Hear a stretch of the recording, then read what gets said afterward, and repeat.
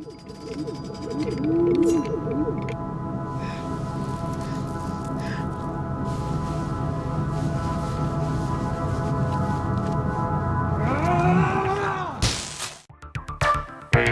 the robots. We are the robots. We are the robots. We are the robots.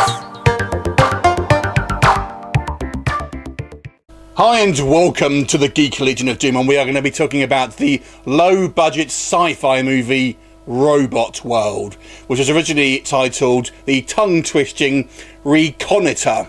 So this one is actually a very small production, and is actually produced by a family, that family being the Rowe family. It is directed by Neil Rowe, who also co-wrote it, and stars Ian Rowe, and there are lots of kind of other Rowes that are kind of behind the camera doing a variety of different things. So it is a family production.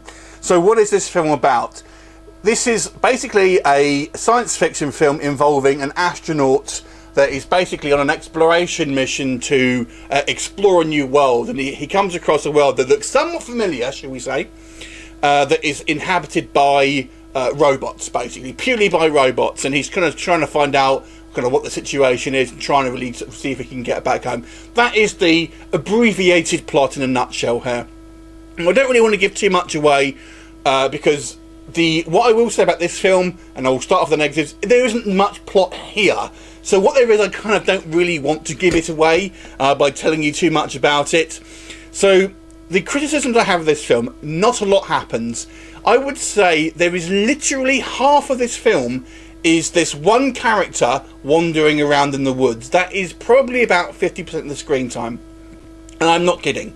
So this literally has a cast of one person. There are a couple of kind of voice you'll hear on the radio. There's a couple of kind of, you'll see a kind of stock footage of something.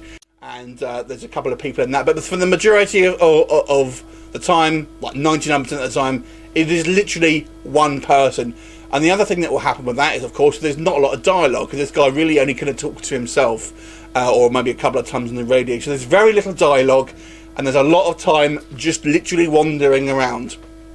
So this, I feel, could have been a short. I feel it's kind of stretching out its running time by having all of this kind of stuff to make it a feature-length film, so it can be a kind of retail product. But that is going to be the main problem here, and because of that, it is a little dull at times. Unfortunately, it kind of is a very, very slow-paced film. So the other thing I would say is the guy who is starring in this, Ian Rowe, they've obviously cast a family member. I don't think he is the strongest actor. Now, when you only have one member of your cast, I feel it is imperative that you get a professional actor. I wouldn't say he was necessarily terrible, but he just isn't strong. And because the whole film literally rests on his shoulders, I feel the smarter move would be to get a kind of a professional actor, rather than trying to have more of a vanity thing and kind of just keep it to you, or give it to one of your family members. That I feel was a mistake, but necessarily by the film people, or maybe have multiple cast in there and then have your family members in there, but your main character be someone who is a professional actor, because that's who it's going to, ultimately the film is going to performance is going to capture. So they're going to be the kind of the main kind of negatives, and a couple of kind of minor negatives here. I felt that there are some things that don't quite make sense, and the film, I'll come on to the positives in just a second. There are some smart things there, but there's also some not so smart things. Now, some of the kind of the lines of dialogue that are said. One thing, for example, is the guy comes down and says, "Oh, it's a barren planet," when he's clearly standing in a kind of a place with kind of lush vegetation. That's not a barren planet. It's just a weird thing to say. And there's a couple of things that don't quite make sense. We clearly see, buildings and stuff like that. I won't go too much into it, but I have to say there are some kind of things that were a little dumb and are not particularly well explained. Now, on to the positives. First thing I want to say, this being a low-budget film, I was quite impressed with the effects here, both in how they looked and how they were designed. So, now the robot effects here are are all kind of CGI, but they do a good job of kind of making them somewhat believable. And, you know, quite a lot of time you'll see them in the distance, they'll be kind of out of focus and things like that. So, you know, they kind of look, you're not having to sort of stare at them. But even when we do see them fairly well sort of in close up and stuff, they looked fairly decent. You know, this is better than your kind of like your sci-fi movie style CGI and stuff like that. I kind of like their designs, because the designs were designed from a more of a practical standpoint rather than to kind of look cool.